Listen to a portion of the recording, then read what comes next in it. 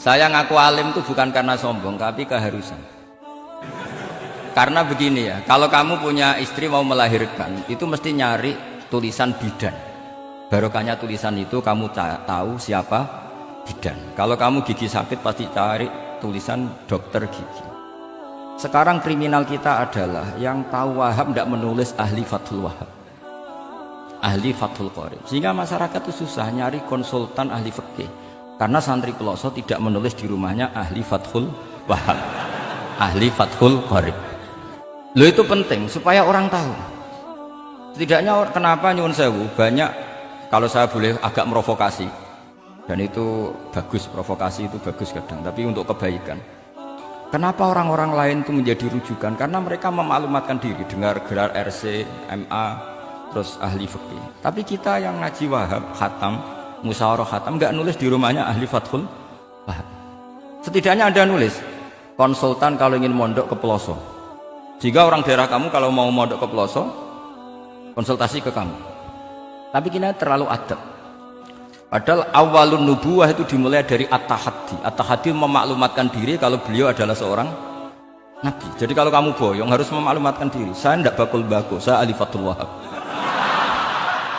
Lah ini khataman Fathul Wahab cerita baku. Wah itu innalillahi wa inna ilaihi raji'un.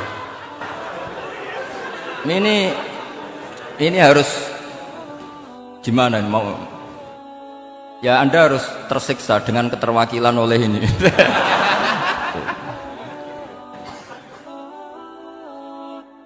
Saya ini baca kitab banyak sekali, termasuk kitab Ithaf. Ketika beliau mensarai Ihya, itu cerita kitab yang saya baca fil fikhi itu dihitung mulai mazhab Syafi'i sampai Hanafi semuanya. Saya baca kitab tasawuf ini. Jadi memaklumatkan diri. Awal dari nubuah itu memaklumatkan diri. Sehingga orang gampang nyari. Kalau orang bisa nyari bidan, nyari dokter gigi karena tulisan. Kenapa orang kesulitan nyari ahli Fathul Qorib? Kalau kamu ahli konflik tulis saja, konsultan spesial cerai karena pengalaman pernah cerai, tulis saja. Kalau ahli jomblo tulis saja, ahli perjodohan. Supaya orang tahu keahlian kamu di mana. Saya di Jogja memaklumatkan diri, saya bisa baca Wahab, saya bisa baca Bukhari, saya bisa. Bukan dalam konteks sombong, karena kebutuhan umat yang ingin tatap bu'u asari Rasulullah, mencari-cari asari Rasulullah itu terpenuhi. Itu dengan ngaji orang yang ahli. Tunjukkan kalau baca kamu benar dan sebagai solusi umat. Umat ini punya problem banyak.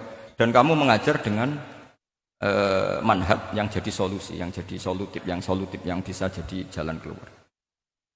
Tapi kita enggak, santri itu banyak keluar dari pondok, tapi karena miskin, sudah dari mbahnya bapaknya memang sudah miskin ya. Terus atas nama humul, atas nama ikhlas, terus sering menyembunyikan diri. Menyembunyikan diri, pura-pura ada alim, memang sebetulnya ada alim juga kadang itu. Akhirnya terus orang sampai enggak tahu kalau itu alumni pondok. Tapi ketika ada orang konsultasi sama pihak lain, mereka tersinggung karena kok gak ke dia? Mau ke dia gimana? Udah ada tulisannya, udah ada potongannya. Malah tadi cerita baku segala itu kan apa ya? Nah, saya ingin kembali lagi. Saya punya teks hadis yang riwayatnya seperti ini. Hadis itu misalnya dhaif, banyak aditnya, banyak penguatnya. Idza zuharatil bid'ah wal fitan. Sebagian ada tambahan wasubba ashabi. Fal yudhiril alim ilmahu. Orang alim harus menampakkan kealimannya. Wa illa fa'alaihi la'natullahi wal malaikati wan nasi ajmain. Justru kalau tidak memperlihatkan kealimannya dia kena laknat. Artinya yang sopan-sopan tidak memperlihatkan kefathul wahabannya, maka malah melihatkan kembakuannya. Itu jatahnya fa'alaihi la'natullahi wal malaikati wan nasi ajmain. Ya setuju ya? Itu pasti kena laknat. Coba betapa tersiksanya Syekh Zakaria Al-An. Tadi itu mulai ngomong tuh nggak pernah menyebut Syekh Zakaria Al-Ansori. Kayak apa tersiksa? Kitabku dikaji nyebut jenengku era gelem. Padahal Syekh Zakaria Al-Ansori syarat menjadi orang alim seperti dari sekian tarjamah, istilahnya dalam bahasa Arab terbaru itu tarjamah itu Syekhul Islam Syekh Zakaria Al-Ansori. Itu saya pilih yang dari kitab Manhajus Sawi karanya Habib Zain bin Smith. Itu dari sekian manaqib yang saya baca di Sulaiman Al-Jamal, di mana-mana. Paling menarik itu. Syaratnya jadi orang alim itu dua. Punya guru alim, punya murid alim. Karena Anda akan tersiksa. sangat-sangat tersisa. Ngaji sama gurunya takut disuruh baca, gurunya alim, mau ngorek ya meriang muridnya alim. Itu yang dialami Syekh Zakaria Al-Ansori. Sehingga beliau ngendikan duqiqtu baina hajaroini. Saya ini ditempa dua batu, cara Jawa digebek dua batu. Mau ngaji ya takut karena gurunya alim alamah yaitu pengarang Fathul Bari Ibnu Hajar Al-Asqalani. Mau mulang ya meriang mergo dia murid alim alamah jenis Ibnu Hajar Al-Haytami.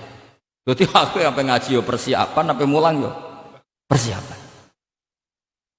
Kayak apa susahnya jadi Syekh Zakaria Al-Ansori, mau ngaji setoran ya persiapan, mau ngajar persiapan. Makanya kata Mbah Mun, syarat utama ulama itu harus punya murid alim. Saya pernah didhawuhi Mbah Mun, aku mau gak ada anak wis naji itu wis naji. Saya juga izin jadi kiai. Karena syaratnya jadi kiai itu udah anak alim di murid alim. Izin enggak jadi kiai rasa sukses juga tak perlu. Makanya saya ketika kecelok alim itu senangnya bukan main beliau. Karena terpenuhi status tadi. Nah ini kalau khataman Fathul Wahab terus bakas bako ini. Ini roh Kiai Jazuli tersiksa ini gimana? Ini gimana ini sini? Kalau ukurannya kan gampang, moderator kan dipilih yang paling baik. Tidaknya ngomongnya lah. Kalau tidak ilmunya ya ngomongnya. Terus Anda terwakili oleh orang yang enggak jelas. Enggak, saya gojlok ini enggak dosa. Karena kalau betul saya ini dosa karena ngerasani orang, berarti jadi kafarah dosanya dia. Soal saya kan amalnya sudah banyak, aman lah. Aman, jadi nanti. Jadi kalau jatah hasanah saya harus diminta dia, tak kasih aja. Gampang. Masih surplus banyak. Ya masih surplus, masih banyak. Kan orang itu kalau baca Quran satu huruf itu dapat 10 kebaikan. Saya ini hafal Quran, sudah agak terhitung itu sudah. Itu untuk kamu tak saati satu huruf cukup nanti kalau nanti nuntut di akhirat itu tak kasih satu huruf itu cukup. Ya nggak apa-apa, nanti silahkan nuntut nanti di apa akhirat. Tapi kamu lebih saya tuntut. Kamu itu siapa kok nyuruh saya di sini gitu. Dosanya lebih besar lagi itu. Saya teruskan ya, saya cerita yang serius. Syarat jadi orang alim itu punya guru alim, punya murid alim. Karena sebagian dari ilmu itu bukan ditempa guru tapi ditempa murid. Imam Fathul Bari, Shahibu Fathul Bari yaitu Syekh Ibnu Hajar Al-Asqalani. Itu beliau sangat mencintai Nabi Musa justru karena dengan tanda kutip protesnya. Jadi ketika Nabi Musa diajari Nabi Khidir dari awal sudah ngendikan innaka inni ala ilmin atau innaka dulu ya gak apa-apa dibalik-balik gak apa-apa karena semua kitab kadang riwayat fil makna innaka ala ilmin allamaka Allah ma'lam a'lamhu wa inni ala ilmin allamanillah ma'lam ta'lamhu. Kira-kira terjemahan bebasnya kamu punya ilmu yang diajari Allah saya tidak tahu, saya punya ilmu yang diajari Allah kamu tidak tahu, maka innaka lan tastati'a ma'iya sabra, kamu tidak mungkin bisa menyabari saya, bisa memaklumi saya. Tapi kata Nabi Musa ngotot, tidak, saya harus belajar sama Anda. Oke, silahkan belajar tapi jangan tanya. Pertanyaannya itu jangan tanya. Fala tas'alni, kamu nggak boleh tanya.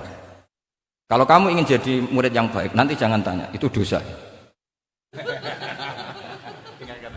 Ya dengarkan saja.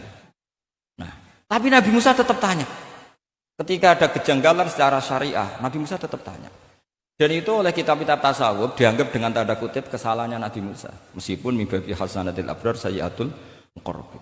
Tapi di kitab fikih itu dipuji sundul langit. Protesnya Nabi Musa. Jadi di kitab tasawuf disalahkan karena kitab tasawuf pemuja tadi ketertaatan pada guru. Kitab fikih enggak.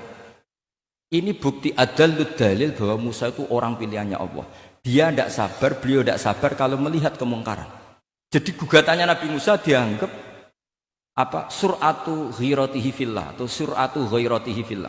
Ada yang baca ghairah, ada yang baca biro. Ini karena ngadepi santri Fathul Wahab. Tak terpaksa baca 2 kali. Siji ben ketok alime, nomor loro nak kowe ra iso tak warai, nak maca.